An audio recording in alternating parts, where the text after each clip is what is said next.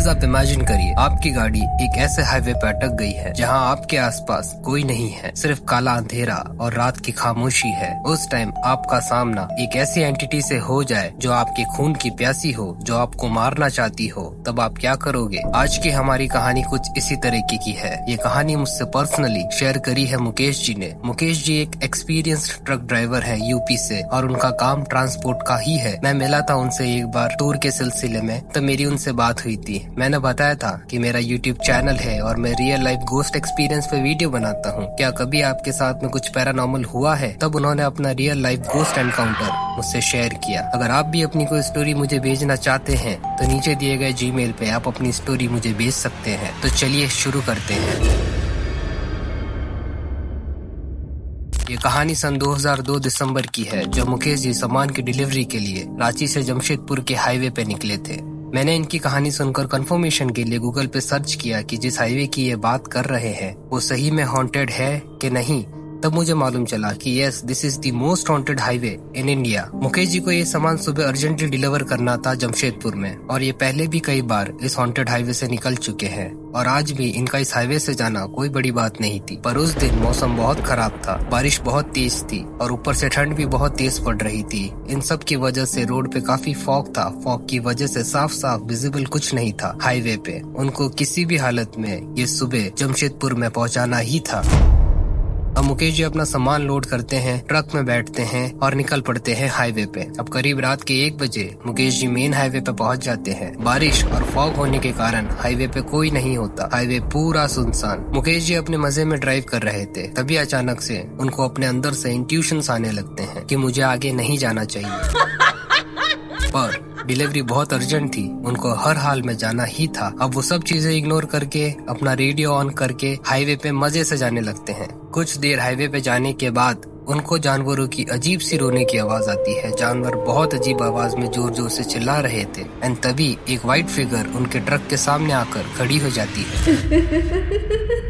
मुकेश जी एकदम से ब्रेक लगाते हैं, पर वो एंटिटी पलक झपकते ही गायब हो जाती है। मुकेश जी को कुछ समझ नहीं आ रहा था जो अभी उनके साथ हुआ वो क्या था। मुकेश जी अब खुद को दिलासा देते हैं और सोचते हैं कि बारिश और फॉग की वजह से उन्हें वहम हो रहा है, ऐसा कुछ भी नहीं है।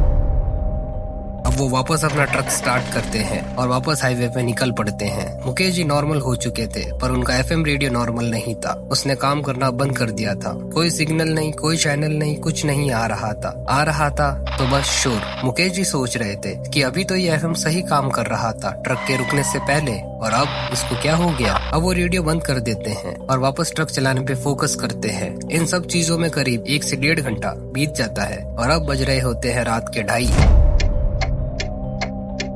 ड्राइव करते करते मुकेश जी देखते हैं कि हाईवे की राइट साइड में एक व्हाइट फिगर फिर से खड़ी है। ये फिगर वही होती है जो कुछ देर पहले ट्रक के सामने खड़ी थी। थोड़ा और पास जाने के बाद मुकेश जी को दिखता है कि वो एक औरत है। उस औरत ने सफेद साड़ी पहन रखी है, उसके हाथ में एक तस्वीर है, उसके बाल बहुत लंबे और पैरों तक आ रहे हैं, पर उसका मुंह साफ नहीं दिखाई दे रहा है। मुकेश जी को अब थोड़ा सा डर लगने लगता है, क्योंकि उन्होंने भी इस हॉन्टेड हाईवे के बारे में सुन रखा होता है, पर आज से पहले उन्होंने इन सब बातों पे कभी विश्वास नहीं किया था। पर अब वो समझ चुके थे कि ये जो औरत रोड पे खड़ी है वो इंसान नहीं है। मुकेश जी अपनी ट्रक की स्पीड और तेज कर देते हैं, ये सोचकर कि ये हाईवे जल्दी से जल्दी निकल जाए। पर जैसे जैसे मुकेश जी अपने ट्रक की स्पीड बढ़ा रहे थे, वैसे वैसे वो औरत पता नहीं कैसे हर बार ट्रक के आगे दिख रही थी। No matter what, Mukesh ji कितनी भी तेज ट्रक चलाए, पर वो औरत हर बार ट्रक के आगे ही दिख रही थी कंटिन्यूअसली। ड्राइव करते करते मुकेश जी अब हाईवे के ऐसे पार्ट पे आ चुके थे जहाँ हाईवे बहुत ज्यादा डार्क हो जाता है, बहुत ज्यादा क्रीपी हो जाता है। रोड के दोनों तरफ बड़े बड़े पेड़, पूरे हाईवे पे पिन ड्रॉप साइलेंस, एकदम पिच ब्लैक अंधेरा और ठंडी हवाएं ऐसी जो इंसान की रूह कपा दे। कुछ देर बाद वो औरत अब ट्रक के आगे दिखना बंद हो जाती है। मुकेश जी को थोड़ी राहत मिलती है, वो सोचते हैं कि चलो चली गई। पर उस टाइम एक बार फिर वो औरत ट्रक के सामने आकर खड़ी हो जाती है एकदम से।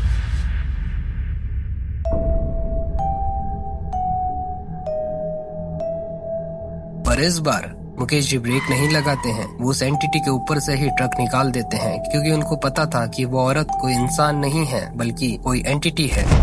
जब मुकेश जी अपने ट्रक के साइड मिरर में पीछे देखते हैं कि वो औरत अभी भी खड़ी है कि नहीं, तब वो देखते हैं कि वो औरत अभी भी वहाँ पर ही खड़ी थी। और अब ट्रक निकालने के बाद मुकेश जी का शक यकीन में बदल गया कि वो औरत इंसान नहीं है। मुकेश जी के हाथ शिविर कर रहे थे, वो पूरे धूज रहे थे इन सब पैरानॉर्मल एक्टिविटीज की वजह से। अब बस वो जल्दी से जल्दी इस हाईवे से निकलना चाहते थे कि तभी उनका ट्रक एकदम से झटके खाकर बंद हो जाता है और मुकेश जी पूरे अकेले थे उस सुनसान भूतिया हाईवे पे।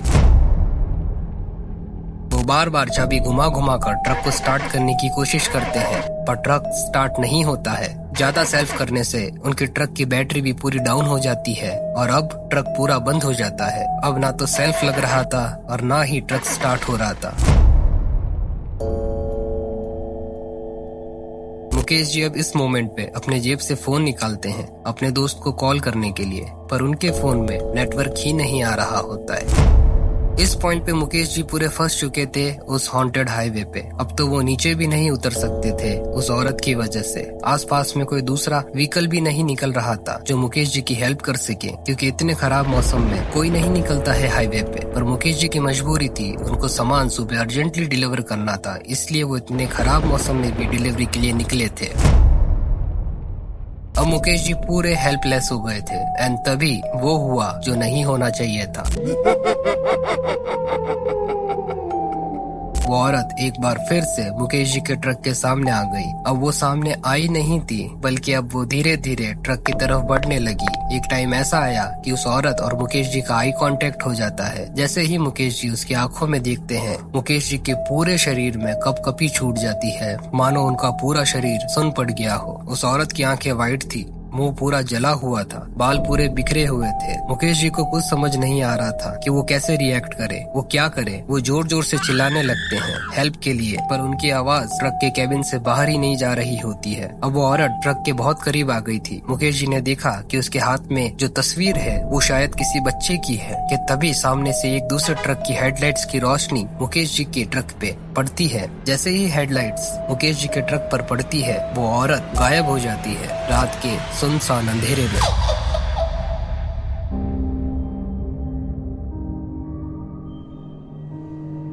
मुकेश जी समझ जाते हैं कि वो औरत इस ट्रक को देखकर ही गई है। वो बिना टाइम वेस्ट किए फटाक से अपने कैबिन का गेट खोलते हैं, नीचे उतरते हैं और जो सामने से ट्रक आ रहा था उसको हाथ दिखाकर हेल्प मांगते हैं। दूसरा ट्रक वाला रुकता है। मुकेश जी की ऐसी हालत देखकर वो मुकेश जी से पूछता है कि क्या हुआ भाई, आप इतने बेचैन क्यों हो? तब मुकेश जी बताते हैं कि मेरा ट्रक खराब हो गया था और पूरे रास्ते में मेरे साथ में इस तरह का इंसिडेंस हुआ है। तब वो ट्रक ड्राइवर बोलता है कि आप बहुत लकी हो कि वो औरत आपके कैबिन के अंदर नहीं आ सकी या फिर आपको कुछ हार्म नहीं किया। यहाँ पे आए दिन किसी न किसी का बहुत भयंकर एक्सीडेंट होता रहता है और जिसका भी यहाँ एक्सीडेंट होता है वो यहाँ बच नहीं पाता है। भगवान जी की कृपा है आपके ऊपर कि आप बच गए। अब ये सब बातें होने के बाद वो दोनों मिलके मुकेश जी के ट्रक को सही करने की कोशिश करते हैं। सरप्राइजिंगली ट्रक सिर्फ एक सेल्फ में स्टार्ट हो जाता है, जो कि अभी इतने सेल्फ मारने पर भी स्टार्ट नहीं हो रहा था। जिसकी बैटरी पूरी तरह से ड्रेन हो गई थी, वो अब एकदम से प्रॉपर वर्क कर रहा था। मुकेश जी आज भी उस दिन को याद करते हैं तो बहुत डर जाते हैं। अब वो उस हॉन्टेड हाईवे से रात में नहीं निकलते हैं। उस एक रात के इंसिडेंट्स ने मुकेश जी को पूरा अंदर तक डरा के रख दिया था। तो गाइज, ये थी आज की स्टोरी। आई होप आपको मेरी स्टोरी पसंद आई हो। अगर आपको मेरी स्टोरी पसंद आई है तो चैनल को लाइक, शेयर एंड सब्सक्राइब करना ना भूलें। मिलते हैं अगले खौफनाक वीडियो में। तब तक सावधान रहें, सतर्क रहें।